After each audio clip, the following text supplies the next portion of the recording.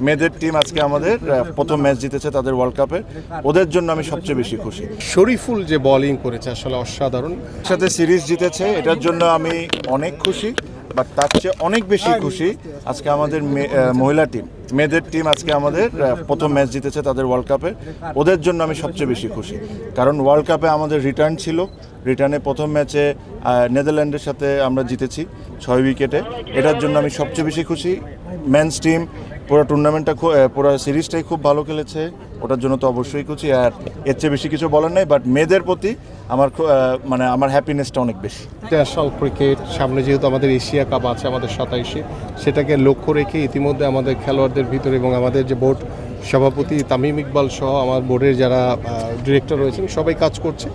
So আমরা আশা করি ইনশাআল্লাহ যে আমাদের আজকে নেদারল্যান্ডের এগেনস্টে আমাদের মেয়েরাও জিতেছে এবং নেক্সট ম্যাচে যাতে তারা আরও ভালো কিছু করতে পারে, ইতিমধ্যে আমি তাদের সাথে কথাও বলেছি।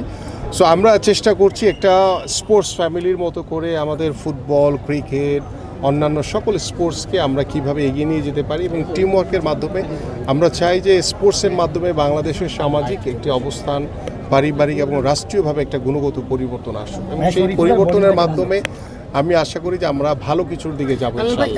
আজকে রাতে ঘুমাতে পারবেন কিনা, আসলে এই ম্যাচ আজকে রাতে ঘুমাতে পারবেন কিনা, এত ক্লোজ ম্যাচ, হয়তো জিতলে ঘুমটা আরো ভালো হতো কিনা? ডেফিনেটলি, কারণ আমরা যখন খেলা দেখছিলাম এত বেশি আমরা উত্তেজনার ভিতরে ছিলাম যে আসলে সবাই আমরা বারান্দায় এসে দাঁড়িয়েছি এখানে এবং আমরা শেষ বল পর্যন্ত আমাদের একটি আসলে জয়ের একটি দ্বার প্রান্তে আমরা পৌঁছে গিয়েছিলাম এবং স্পেশালি শরীফুল যে বোলিং করেছে আসলে অসাধারণ।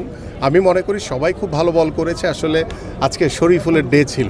সো দ্যাট আলহামদুলিল্লাহ শরীফুল তার পারফরমেন্সকে ধরে রেখেছে এবং সে প্রমাণ করেছে যে না, সে বাংলাদেশের একজন অন্যতম একজন ভালো বলার এবং আমরা আশা করি যে মুস্তাফিজের মতো করে বা আমাদের তাসকিন বা অন্যান্য বলার এবং আমাদের ব্যাটসম্যান যারা ভালো পারফর্ম করেছে সবার প্রতি আমাদের শুভকামনা এবং আমরা আশা করি যে আপনাদের মাধ্যমে আমাদের সেই ক্রিকেটের ঐতিহ্য মর্যাদার যে জায়গা সেটা যাতে আমরা ভবিষ্যতে ধরে রাখতে পারি এবং সেটার জন্য আমরা ঘরোয়া ক্রিকেট, আমাদের বিপিএল, আমাদের একদম রুট লেভেলে আমরা খেলাধুলাকে, যেমন আমাদের নতুন করে স্পোর্টসে কিন্তু ক্রিকেট রয়েছে, সো ওইখান থেকেও কিন্তু অনেক নতুন প্রতিভাবান আমরা খেলোয়াড়দেরকে পাবো যারা ভবিষ্যতে শরীফুল হবে, কেউ মুস্তাফিজ হবে, কেউ তাসকিন হবে, তাই না? সো আমাদের মিরাজের মতো ব্যাটসম্যান হবে, এইভাবে আমরা সবাইকে নিয়ে আমরা এগিয়ে যাবো ইনশাআল্লাহ। দেখতে যাবেন, আমরা যত জানতে পারছি কবে যাবেন, কোনটা সাপোর্ট করছেন, কেন সাপোর্ট করছেন? আমি তো বেসিক্যালি ব্রাজিলের সাপোর্টার, বাট এটা হতাশ হওয়ার কোনো কারণ নাই, আর্জেন্টাইন সাপোর্টারদের খুশি হওয়ার কোনো কারণ নাই।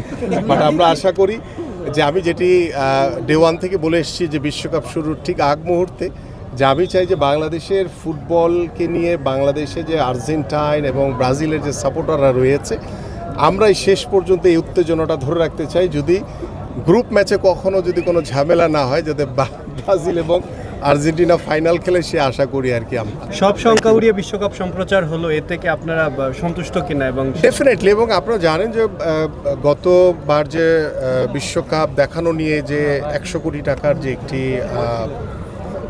একটা প্রেক্ষাপট ছিল, সেই প্রেক্ষাপটকে আমরা কাটিয়ে উঠে আমরা অত্যন্ত, আমি মনে করি যে আমাদের সরকারের পক্ষ থেকে কোনো ব্যয় হয়নি, বরং আমরা যেই সত্যটা কিনেছি সেই টাকাটা কিন্তু স্পন্সর বা বিভিন্ন রাইটস থেকে কিন্তু আমাদের চলে এসছে। সো দ্যাট আমি মনে করি যে আমরা যদি ক্রীড়া কূটনীতি বা আমরা যে স্পোর্টস ডিপ্লোমেসির কথা বলছি এগুলো করে কিন্তু আমরা নিজেরাও নিজের দেশকে সমৃদ্ধশালী করতে পারি এবং আমরা আর্থিক আমাদের যেই সীমাবদ্ধতা থাকে অনেক সময় আমাদের, সেই জায়গা থেকেও কিন্তু আমরা খুব সুন্দরভাবে খুব কাটিয়ে উঠেছি। মাননীয় মন্ত্রী, সবশেষ একটি প্রশ্ন, বিশ্বকাপ টিভিতে এবং অন্য জায়গায় সবাই স্মুথলি দেখতে পাচ্ছে, বাট অনলাইনে যারা সাবস্ক্রিপশন কিনেছে তাদের অনেক অভিযোগ আসছে, যারা কিনেছে সত্যটা পেয়েছে। আমরা ইতিমধ্যে এই বিষয়ে আপনারা কি কাজ করছেন? ইতিমধ্যে বিষয়টি নিয়ে আমরা শুনেছি এবং এটি নিয়ে আমাদের কাজ চলছে এবং আমাদের এই সাইটটা যারা দেখছে তারা ইতিমধ্যে এগুলো নিয়ে কাজ করছে। আশা করি এই সমস্যাটা হয়তো বা সমাধান হয়ে যাবে as soon as possible। Bangladesh T20 world cup খেলেনি, সেটা নিয়ে একটা তদন্ত কমিটি গঠন করা হয়েছে, সেটার আপডেটটা এটা আমরা একটু খতিয়ে দেখছি, কারণ এটা একটু সময় নিয়েছি ইচ্ছা করে, যে কারণ বিষয়টি অত্যন্ত সেন্সিটিভ এবং সেটা নিয়ে আমরা অলরেডি কার্যক্রম চলমান রয়েছে, সেটা খুব তাড়াতাড়ি আপনারা জানতে পারবেন।